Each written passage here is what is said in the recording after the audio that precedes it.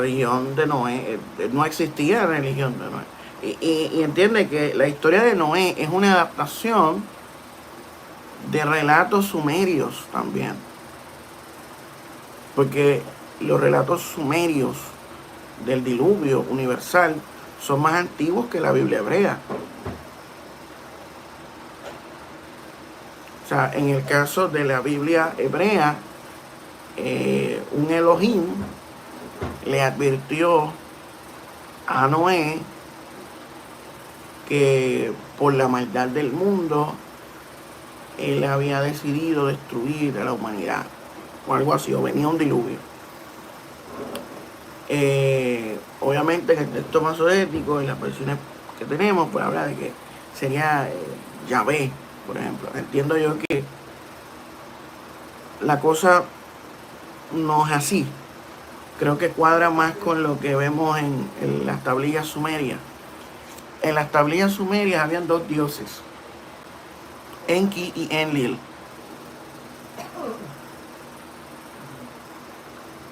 Enlil, sí, Enlil era como el líder militar. Enki era como el wise man, el sabio. Enlil decidió destruir a la humanidad con un diluvio. Enki le advierte a un individuo para que él se salvaguarde, él y su familia. Enki, o sea, otro deidad. En el caso de la Biblia hebrea, pues sería el mismo Dios que va a destruir el mundo, el que le advierte a la persona. Pero en la versión más antigua, que vendría siendo la historia de los sumerios, una deidad le advierte a esta figura, que sería el Noé sumerio, de lo que iba a ser el otro dios, Enlil, para que éste se protegiera.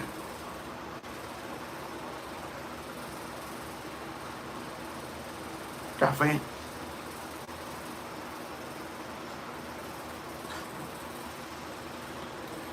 Porque la historia del Génesis tiene muchos elementos que vienen de las tablillas sumerias, de la religión sumeria, de la mitología sumeria. Incluso dentro de la mitología sumeria y acadia se habla de que la creación de la humanidad se hizo a través del sacrificio de una deidad menor llamado Gestu o Gesú, quien se ofreció a sí mismo y fue sacrificado por los dioses para que a través de su sangre y su carne combinada con la arcilla se creara al hombre.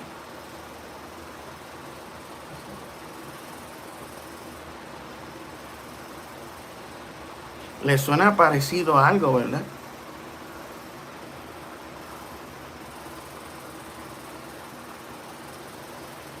No hay nada nuevo debajo del sol. Las historias se repiten, los patrones.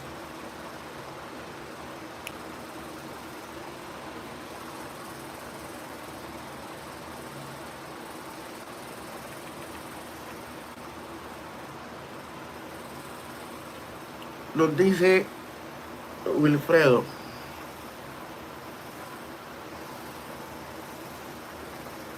Ezequiel dice que Gog y Magog atacarán a Israel y la batalla final después del rapto en Armagedón. Valle de Megiddo, que un rey dijo que... Buen sitio. Okay.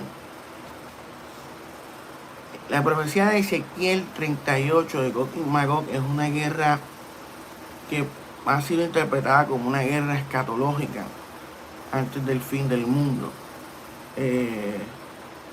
En el libro de Apocalipsis de Juan también se presenta como una guerra posterior al milenio, que sería posterior al milenio. Sería la misma del Armagedón.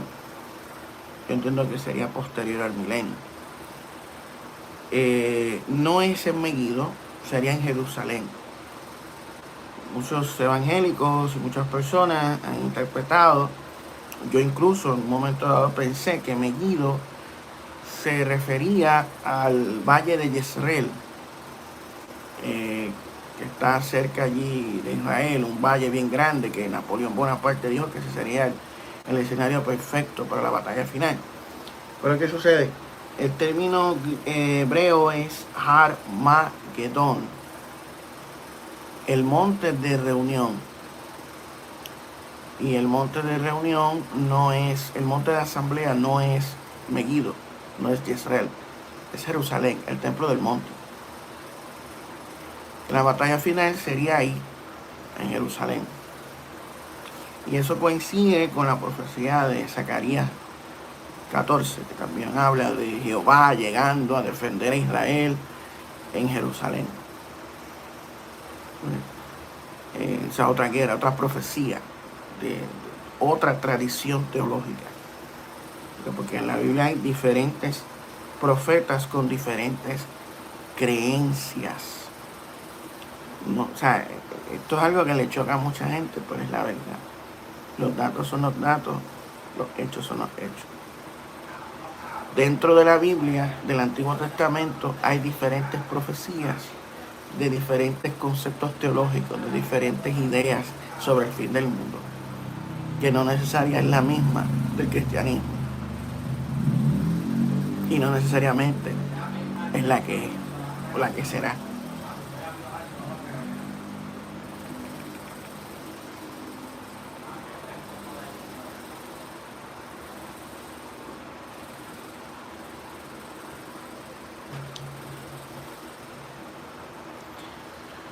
Porque recuérdate, Pedro, la deidad original de Israel no era Jehová, era él y los Elohim. Los Elohim, en el principio de Génesis dice, en el principio Elohim. ¿Y qué pasa? Elohim tiene dos significados, Dios o dioses. Y cuando tú sigues la secuencia, se habla de dioses, no de una sola deidad. Lo que pasa es que en tradiciones posteriores insertaron el nombre de una deidad en particular, que sería Yahvé o Jehová. ¿Ves? La mayoría de la gente piensa hoy que Yahvé o Jehová sería Dios, pero son dos cosas diferentes.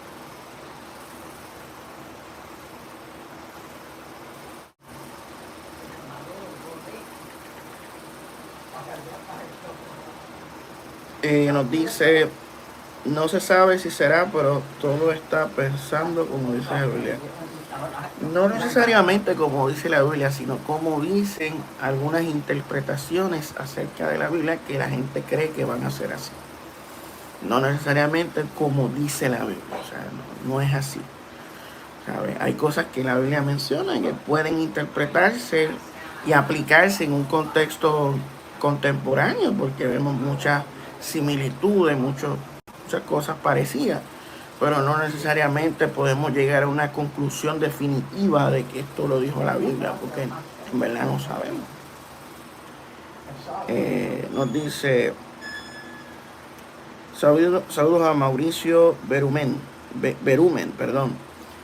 Fue el dios El quien dio a Yahvé por herencia la tierra de Israel. Sí, de acuerdo a una tradición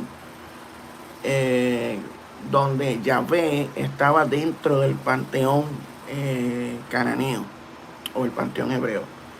Pero ¿qué sucede? Cuando nos vamos más atrás en la historia, Yahvé no formaba del panteón cananeo original. Yahvé es una deidad que vino mucho después. En el panteón original no estaba Yahvé. Yahvé fue una deidad que trajeron del sur a Canaán. Y al llegar a Canaán, entra dentro del panteón como uno de los hijos de él.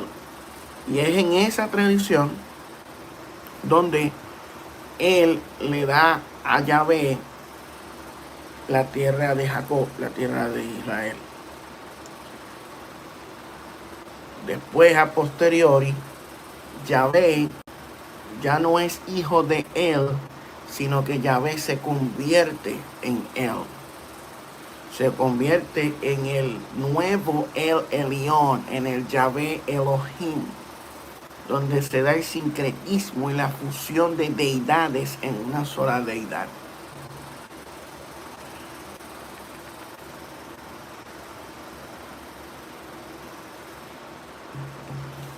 Nos dice Wilfredo, estamos en principio de dolores, guerras, rumores de guerra, pestilencia. Pero eso es algo que ha sucedido antes, Wilfredo, y que es algo cíclico a lo largo de la historia. Desde que el mundo es mundo, desde que la humanidad está aquí, siempre ha sucedido. O sea, lo que valida y confirma la fe cristiana es la resurrección de la carne y la parusía. Si no hay parusía y no hay resurrección, entonces todo lo que hemos creído sería embuste. Nos dice Mauricio, de hecho el cántico de Moisés es de origen cananeo. Exactamente, Yahvé no pertenecía al panteón cananeo, se dice que se pudiera originar Monte Seir, Edom o Madián. Exactamente, Mauricio, estamos en sintonía.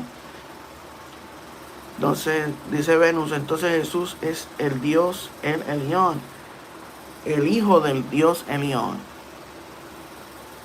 Yo personalmente creo eso. Me hace más sentido que Jesús sea hijo del Dios Altísimo por sus críticas constantes a las acciones que hacía Yahvé y ciertos mandamientos de Yahvé. Entiendo que Jesús es hijo de El Elyon, se le llama Jesús el hijo del Dios Altísimo. ¿Y qué sucede? El Dios Altísimo original no es Yahvé, es El Elyon, el Dios cananeo. Incluso, mira, en Fenicia, esto está en el Preparatio Evangelica, escrito de Eusebio, uno de los padres de la iglesia.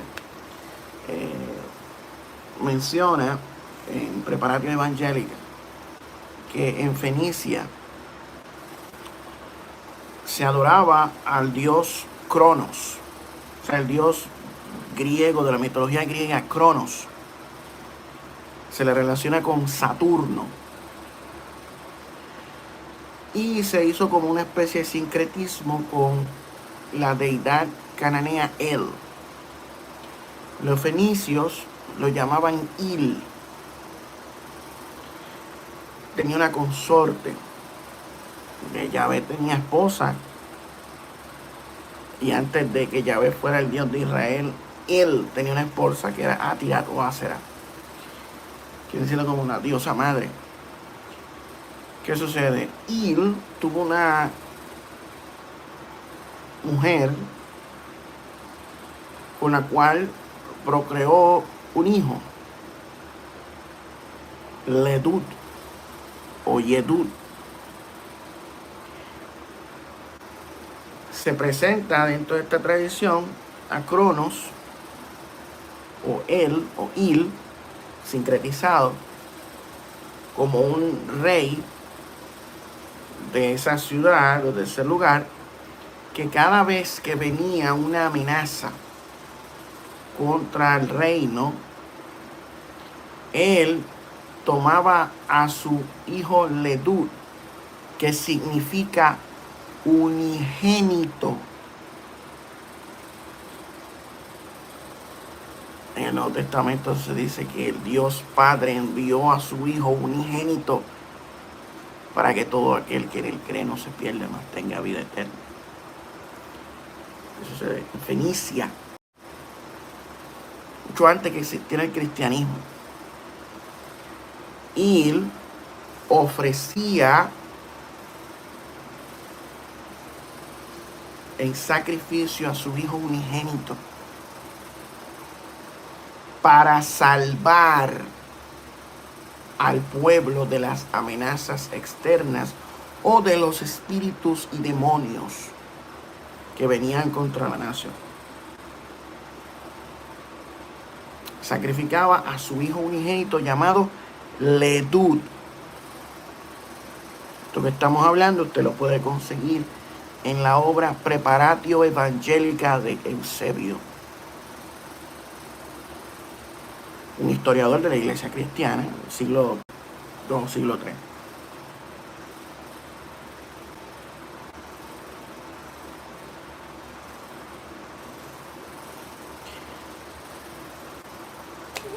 No es mi culpa. Y es en Fenicia donde los sacerdotes ofrecían pan y vino. ¿Qué es lo que Cristo hacía? Pan y vino. Esta es mi carne y esta es mi sangre. El que come mi carne y bebe mi sangre vivirá para siempre, tendrá vida eterna. Será hijo de Dios. Yo moraré en él y él en mí. Se dice que Cristo, con su sacrificio, reconcilia al hombre con Dios y crea una nueva humanidad. Espérate, dale rewind. Yeshtu, esta deidad sumeria, se ofrece en sacrificio a los dioses superiores para crear una nueva humanidad partiendo de su sangre y su carne. Ve cómo uno va montando el rompecabezas a lo largo de la historia. Usted jamás en su vida va a escuchar esto en una iglesia evangélica o en una iglesia reformada, protestante, en ningún lado. Nunca lo va a escuchar. Y posiblemente algunos ninjas que me están viendo, detractores, estén hablando pestes detrás de mí, de mis espaldas, diciendo que yo soy un hereje, un apóstata. Pues mira, esto que estamos hablando se basa en la verdad. Lo que ustedes los detractores nos dicen y enseñan se basan en embustes. Chúpate esa a lo que te mando la otra.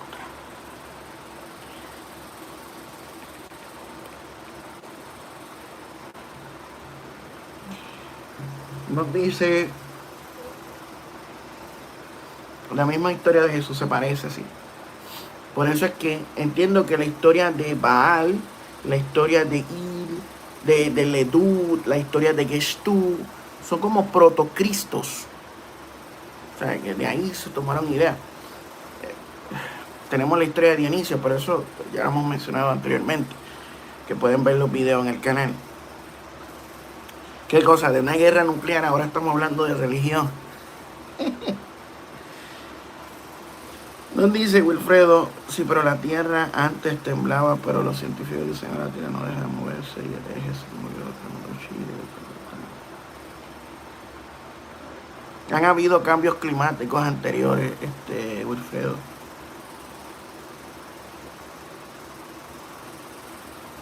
Nos dice Mauricio, pero también pudiera ser teología del autor del Evangelio de Juan, poner a Jesús como hijo del Dios Altísimo, él, diferencia de Evangelio sinóptico, poner a Jesús resultando. Sí, por eso, porque existen dentro, yo entiendo que dentro del cristianismo primitivo, existía una vertiente que veía a Jesús como Yahvé encarnado o hijo de Yahvé. Pero entiendo que había otra vertiente del cristianismo que lo veía como hijo de él. Porque recuérdate, Jesús se crió en Galilea, Nazaret, al norte de Samaria. A Jesús lo acusaban de ser samaritano.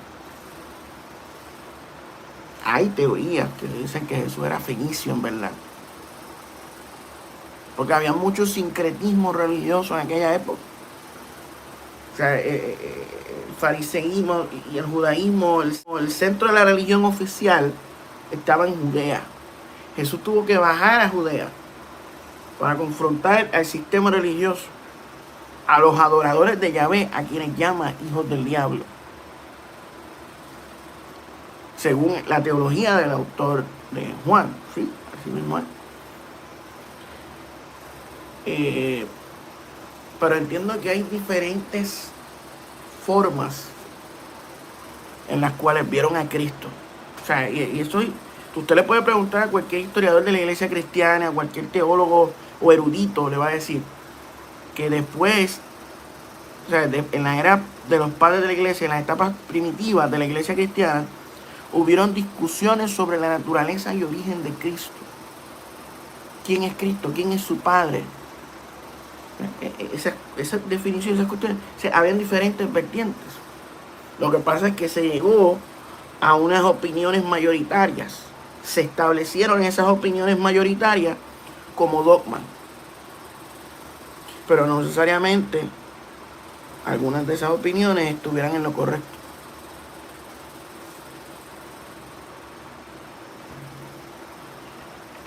Porque yo digo, sí, Jesús es divino. Jesús es divino.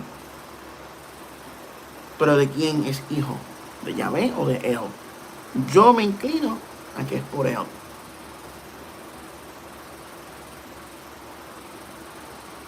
Porque hay una diferencia marcada en la personalidad y carácter de Jesús con el Yahvé del antiguo pacto. Parecen representar dos entidades distintas y contrarias.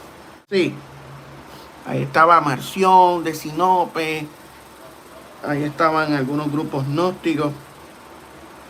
El demiurgo, ellos veían al demiurgo o Dios creador como un ente maligno. Sin embargo, dentro del platonismo, el Dios creador es visto como un ente benévolo. Vemos elementos de Platón en la teología cristiana, en el libro de Juan, cuando se habla del Logos. El Logos era Dios. El Logos se hizo carne. Porque dentro del platonismo, que no es lo mismo que neoplatonismo, son dos cosas diferentes, Platón creía que el Logos o Teos, porque Platón creía en un Dios llamaba Teos, era un Dios benévolo, pero que nunca se encarnaría. Juan dice, ese Teos o ese Logos se encarnó en la persona de Jesús. Eso es lo que enseña Juan. Y también responde a una corriente del gnosticismo que negaba la encarnación de Cristo. Porque también habían unos gnósticos que negaban que Cristo era un Dios encarnado. Ellos creían que Jesús era una especie de apariencia o fantasma. Pero también había gnósticos que sí creían en la encarnación de Cristo. Pero fíjate, yo llegué a la conclusión de que Yahvé y el Dios que habla Jesús son dos diferentes con una simple lectura natural de los textos bíblicos del Antiguo y Nuevo Testamento y a su vez añadiendo la información histórica y arqueológica, que se pueden ver las diferencias bien marcadas. Está ahí.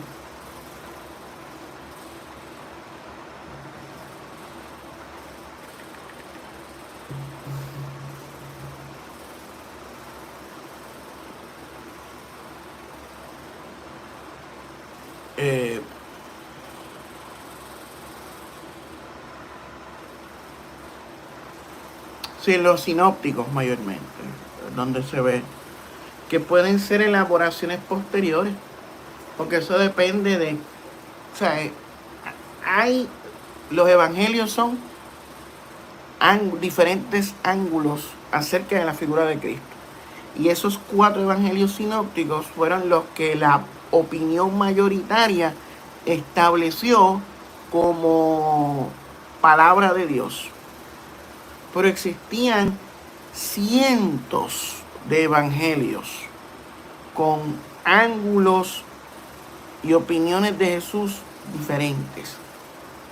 Pero eso es algo que no lo diga, porque se alborota a todo el mundo. O sea, porque incluso dentro de la misma Biblia, el Nuevo Testamento, vemos diferencias de opinión entre la comunidad petrina de Pedro con Pablo, con la Paulina.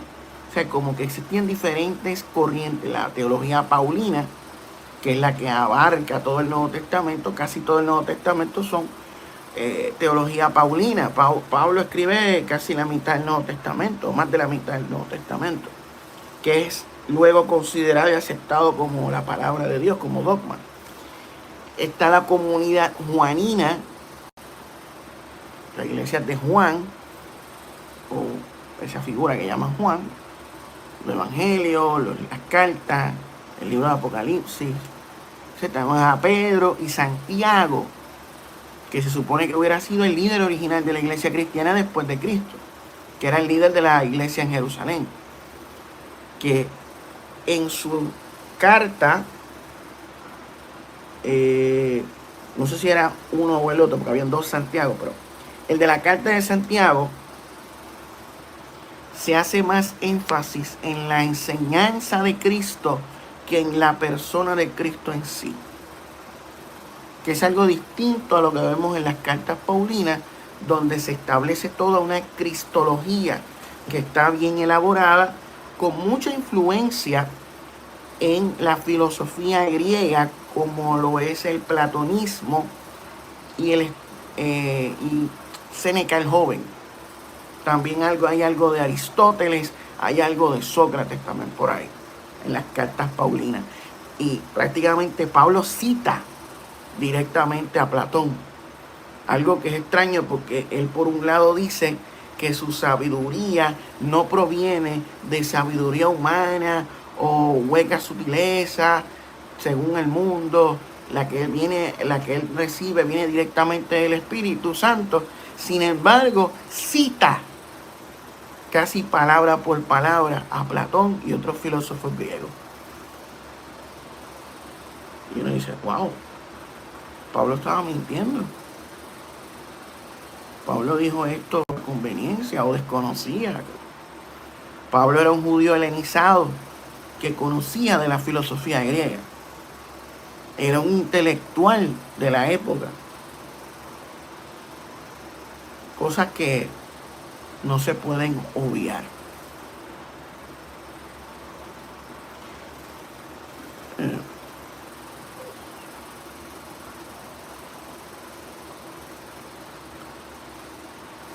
Los datos son los datos, los hechos son los hechos. Los embustes son los embustes. Tenemos que buscar la verdad, sea cual sea. No fanatizarnos de manera radical, sin analizar y evaluar las cosas como son.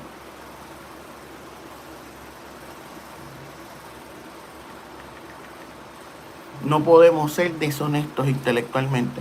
Yo me identifico como cristiano, pero trato de ser honesto intelectualmente, porque veo y noto mucha deshonestidad intelectual dentro de los grupos evangélicos y youtubers en las redes sociales. Y eso a mí me provoca malestar. Ver la falta de transparencia, de sinceridad, de humildad y de honestidad. O sea, hay que tener vergüenza, dignidad y verticalidad, como diría Seijo.